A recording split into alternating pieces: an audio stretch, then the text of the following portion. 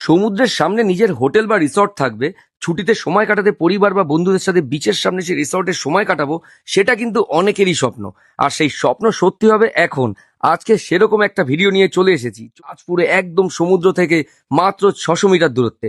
তাজপুরের সমুদ্র সৈকতে হচ্ছে এক বিশাল কমপ্লেক্স, যেখানে আপনি জমি কিনে বানিয়ে ফেলতে পারেন সি বিচের সামনে আপনার নিজের হোটেল বা রিসর্ট।